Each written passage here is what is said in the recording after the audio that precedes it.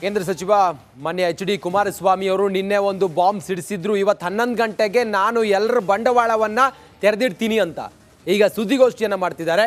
Live ನೋಡೋಣ ಬನ್ನಿ.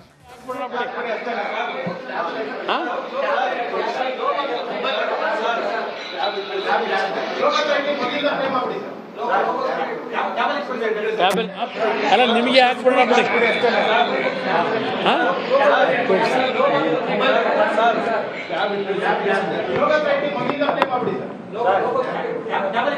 Tablet ಬಿಡೋದ on ಮಾಡಿ. ಸಿದ್ದರಾಮಯ್ಯನವರು ಉಪದೇಶ ಮಾಡಿರೋದು ಇದು. ರಾಜ್ಯಪಾಲರು ಅಂದರೆ ಏನು, ಅವ್ರು ಕೇಳ್ತಕ್ಕಂಥ ಪ್ರಶ್ನೆಗಳಿಗೆ ಸರ್ಕಾರದ ಜವಾಬ್ದಾರಿ ಏನು, ಉತ್ತರ ಕೊಡೋದು, ಯಾವ ರೀತಿ ನಡ್ಕೋಬೇಕು ಅಂತೇಳಿ ಹೇಳಿದ್ದಾರೆ. ಅವರು ವಿರೋಧ ಪಕ್ಷದ ನಾಯಕರಿದ್ದಾಗ 2011ರಲ್ಲಿ ಇರ್ಬೋದು ಬಹುಶಃ.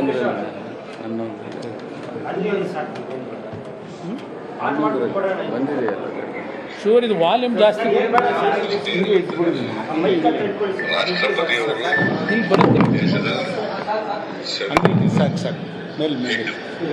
ಅವರ ಪ್ರತಿನಿಧಿ ಗವರ್ನರ್ಗಳು ರಾಜ್ಯಪಾಲರುಗಳು ಪ್ರತಿ ರಾಜ್ಯದಲ್ಲಿ ಕೆಲಸ ಮಾಡ್ತಾರೆ. ಒಂದು ಸರ್ಕಾರ ಒಳಗಡೆ ಕೆಲಸ ನೋಡ್ಕೊಳ್ತಕ್ಕಂಥ ಉಸ್ತುವಾರಿಗಳು ಇರ್ತವೆ. ಸರ್ಕಾರ ತಪ್ಪು ಮಾಡಿದ್ರೆ ಆ ಸರ್ಕಾರಕ್ಕೆ ಎಚ್ಚರಿಕೆ ಕೊಡ್ತಕ್ಕಂಥ, ಅವ್ರಿಗೆ ಬುದ್ಧಿ ಹೇಳ್ತಕ್ಕಂಥ, ಅವ್ರಿಗೆ ಕ್ರಮ ತಗೊಳ್ತಕ್ಕಂಥ ಅಧಿಕಾರ ರಾಜ್ಯಪಾಲರಿಗಿದೆ. ಅದು ಅವರ ಅಧಿಕಾರನ ಚಲಾಯಿಸಿದಾಗ ಇದು ರಾಜಕೀಯ ಪ್ರೇರಿತ, ದುರುದ್ದೇಶದಿಂದ ಮಾಡಿದ್ದಾರೆ, ಇದು ಪ್ರೀ ಪ್ಲಾನ್ಡ್, ವಿರೋಧ ಪಕ್ಷದವ್ರು ಮಾಡಿಸ್ತಾ ಇದ್ದಾರೆ ಅಂತ ಹೇಳಿದ್ರೆ ಜನ ಅದನ್ನೆಲ್ಲ ನಂಬೋದಿಲ್ಲ. ಇವರು ಭ್ರಷ್ಟರು ಅಂತೇಳಿ ಈಗಾಗಲೇ ಕರ್ನಾಟಕದ ರಾಜ್ಯಪಾಲರು ಅವ್ರಿಗಿರ್ತಕ್ಕಂಥ ಅಧಿಕಾರ ಸರ್ಕಾರ ದಾರಿ ತಪ್ಪಿದಾಗ ಸರ್ಕಾರಕ್ಕೆ ಎಚ್ಚರಿಸ್ತಕ್ಕಂಥದ್ದು, ಸರ್ಕಾರದಿಂದ ಸಮಜಾಯಿಷಿ ಕೇಳ್ತಕ್ಕಂಥದ್ದು ರಾಜ್ಯಪಾಲರಿಗಿರ್ತಕ್ಕಂಥ ಒಂದು ಅಧಿಕಾರದ ವಿಷಯದಲ್ಲಿ ಅವ್ರು ಏನು ಹೇಳಿದ್ದಾರೆ ಅವತ್ತು. ಸ್ವಲ್ಪ ಇನ್ನೊಂದು ಬಾರಿ ಅದನ್ನು ಅವ್ರು ಏನು ಮಾತನಾಡಿದ್ದಾರೆ ತರಿಸ್ಕೊಂಡು ನೋಡೋದು ಒಳ್ಳೇದು. ಒಂದು ಸಲ ಯಾವ್ಯಾವ ಸಂದರ್ಭದಲ್ಲಿ ಏನೇನು ಮಾತನಾಡಿದ್ದಾರೆ ಅಂತೇಳಿ. ಇಲ್ಲಿ ಈ ಸರ್ಕಾರದ ಅಂಗಸಂಸ್ಥೆಗಳೇನಿದ್ದಾವೆ ಆ ಸಂಸ್ಥೆಗಳನ್ನು ದುರುಪಯೋಗ ಪಡಿಸ್ಕೊಳ್ತಕ್ಕಂಥದ್ದು, ಇಲ್ಲ ಅದರ ಮೇಲೆ ಆ ಸಂಸ್ಥೆಗಳ ಮೇಲೆ ಒತ್ತಡ ತರ್ತಕ್ಕಂಥದ್ದು ಇವತ್ತೇನು ಪ್ರಾರಂಭ ಆಗಿಲ್ಲ. ಇದು ದೇಶದಲ್ಲಿ ಹಲವಾರು ಹಿಂದಿನ ಪ್ರಸಂಗಗಳನ್ನು ಹೇಳಲಿಕ್ಕೆ ಹೋದರೆ ಹಲವಾರು ಉದಾಹರಣೆಗಳನ್ನು ಕೊಡಬಹುದು. ಆದರೆ ನಾವುಗಳು ಅಧಿಕಾರದಲ್ಲಿದ್ದಾಗ ಏನು ಮಾಡಿದ್ದೇವೆ, ಯಾವ ರೀತಿ ಸಂವಿಧಾನಕ್ಕೆ ಅಪಚಾರ ಬರದೇ ಇದ್ದಾಗೆ ಸಂವಿಧಾನಕ್ಕೆ ಒಂದು ಗೌರವ ಕೊಟ್ಟು ನಡೆದಿದ್ದೇವೆ, ಅದು ಮುಖ್ಯ ಇಲ್ಲಿ ಅನ್ನೋದನ್ನು ಮೊದಲು ಮುಖ್ಯಮಂತ್ರಿಗಳು ಅರ್ಥ ಮಾಡ್ಕೋಬೇಕು. ಈ ಕಾಂಗ್ರೆಸ್ ಪಕ್ಷದ ಮಂತ್ರಿಗಳು ಅರ್ಥ ಮಾಡ್ಕೋಬೇಕು. ಯಾವ ರಾಜ್ಯಪಾಲರು ಈ ಸರ್ಕಾರದ ಒಂದು ಪ್ರಕರಣವನ್ನು ಅವರ ಮುಂದೆ ಅರ್ಜಿ ಬಂದಾಗ ಅವರಿಂದ ಉತ್ತರವನ್ನು ಪಡೀತಕ್ಕಂಥದ್ದಕ್ಕೆ ಏನು ಸರ್ಕಾರಕ್ಕೆ ಕಳಿಸಿದ್ರು, ಈಗ ಏನೋ ಈಗೆಲ್ಲ ಕೆಲವು ಡೆವಲಪ್ಮೆಂಟ್ ಆದಮೇಲೆ ಕ್ಯಾಬಿನೆಟ್ನಲ್ಲಿ ಇನ್ನು ಮುಂದಿನ ದಿನಗಳಲ್ಲಿ ಯಾವುದೇ ರಾಜ್ಯಪಾಲರಿಂದ ಪತ್ರಗಳು ಬಂದರೆ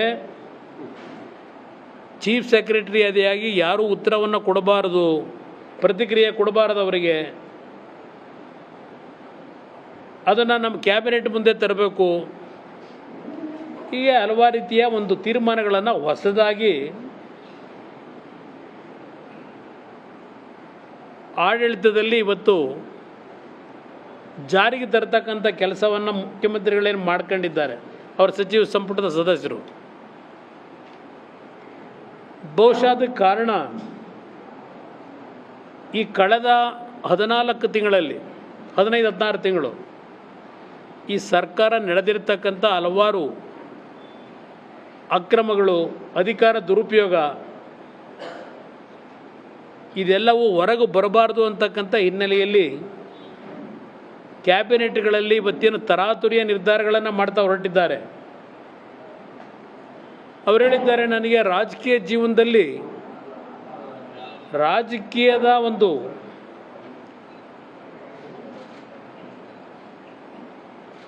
ಆರೋಪ ಬಂದಿರತಕ್ಕಂಥದ್ದು ಇದೇ ಮೊದಲನೇ ಬಾರಿ ಅಂತ ಹೇಳಿದ್ದಾರೆ. ಅವ್ರು ಹೇಳಿರ್ತಕ್ಕಂಥದ್ದು ನಾನು ಅವ್ರಿಗೆ ನೆನಪಿಸ್ಕೊಡ್ಲಿಕ್ಕೆ ಬಯಸ್ತೀನಿ. ಒಂದು ಪತ್ರಿಕೆಯಲ್ಲಿ 2019 ಮೇ ತಿಂಗಳಿನಲ್ಲಿ ಬಂದಿದೆ. ಲೋಕಾಯುಕ್ತ ಹೇಳಿದ್ದಾರೆ, ಲೋಕಾಯುಕ್ತ ಸಿದ್ದರಾಮಯ್ಯ ವಿರುದ್ಧ 50 ಪ್ರಕರಣ ಬಾಕಿ, 50 ಪ್ರಕರಣಗಳು ಬಾಕಿ ಇದೆ ಅಂತೇಳಿ. ಕಾಂಗ್ರೆಸ್ ಶಾಸಕಾಂಗ ಪಕ್ಷದ ನಾಯಕ ಸಿದ್ದರಾಮಯ್ಯ ವಿರುದ್ಧ 14 ಏಪ್ರಿಲ್ನಿಂದ 18 ಮಾರ್ಚ್ 31ರವರೆಗೆ 61 ಪ್ರಕರಣಗಳು ದಾಖಲಾಗಿದ್ದು 50 ಪ್ರಕರಣಗಳ ವಿಚಾರಣೆಯೇ ನಡೆದಿಲ್ಲ. ಇದೇ ಮೊದಲನೇ ರಾಜಕೀಯದ ಒಂದು ಆಪಾದನೆ ನನ್ನ ಮೇಲೆ ಬಂದಿರೋದು ಅಂತ ಏನು ಹೇಳಿದ್ದಾರೆ. ಇಲ್ಲಿದೆ ಎಷ್ಟು ಪ್ರಕರಣ ಅಂತೇಳಿ ಹೇಳ್ತಾರೆ. ಅವತ್ತಿನ ಲೋಕಾಯುಕ್ತ ನ್ಯಾಯಮೂರ್ತಿಗಳು ಸಂಸ್ಥೆಯಲ್ಲಿ 7,000ಕ್ಕೂ ಅಧಿಕ ಪ್ರಕರಣಗಳು ದಾಖಲಾಗಿವೆ, ಜ್ಯೇಷ್ಠತೆಯ ಆಧಾರದಲ್ಲಿ ಪ್ರಕರಣಗಳ ವಿಚಾರಣೆ ನಡೆಸಲಾಗುತ್ತಿದೆ, ಯಾವುದೇ ಪ್ರಕರಣಗಳ ವಿಚಾರಣೆ ವಿಳಂಬ ಮಾಡಿಲ್ಲ ಅಂತ ಹೇಳ್ತಾರೆ. ಸಮಜಾಯಿಷಿ ಸಿದ್ದರಾಮಣ್ಣ ಅವರೇ, ಯಾವ್ಯಾವ ವರ್ಷದಲ್ಲಿ ಎಷ್ಟೆಷ್ಟು ಕೇಸ್ಗಳು ದಾಖಲಾಗಿದೆ ಅಂತಕ್ಕಂಥದ್ದು ಇದೆ ಇಲ್ಲಿ. ಪಾಪ ಹೇಳ್ಕೊಂಡಿದ್ದೀರಲ್ಲ, ಇದೇ ಮೊದಲನೇದು. ಕಪ್ಪು ಚುಕ್ಕೆ ಬಿಳಿ ಚುಕ್ಕೆ ಬಗ್ಗೆ ಎಲ್ಲ ಹೇಳಿದ್ದೀರಿ, ಇದೆಲ್ಲ ಒಂದು ಭಾಗ ಇರಲಿ. ಇದು ನಾನು ಒಂದು ವಿಷಯವನ್ನು ನಿಮ್ಮ ಮುಂದೆ ಇಟ್ಟು, ಇವತ್ತು ಮೈಸೂರಿನ ಹಗರಣ ಏನಿದೆ, ಈ ಹಗರಣದಲ್ಲಿ ಇವರ ಪಾತ್ರವೇ ಇಲ್ಲದೆ ಇದ್ದರೆ ಯಾತಕ್ಕೆ ಇಷ್ಟೊಂದು ತರಾತುರಿಯ ಕೆಲವು ನಿರ್ಧಾರಗಳನ್ನು ಕ್ಯಾಬಿನೆಟ್ನಲ್ಲಿ ತೆಗೆದುಕೊಳ್ತಕ್ಕಂಥದ್ದಕ್ಕೆ ವಿದ್ಯುತ್ ಶಕ್ತಿ ವೇಗದಲ್ಲಿ ಹೊರಟಿದ್ದೀರಿ. ವಿದ್ಯುತ್ ಶಕ್ತಿಯ ವೇಗದಲ್ಲಿ. ಸಿದ್ದರಾಮಯ್ಯನವರೇ, ನಿಮ್ಮನ್ನು ಕೇಳಲಿಕ್ಕೆ ಬಯಸ್ತೀನಿ, ಇವತ್ತು ಹಲವಾರು ಪ್ರಕರಣಗಳಲ್ಲಿ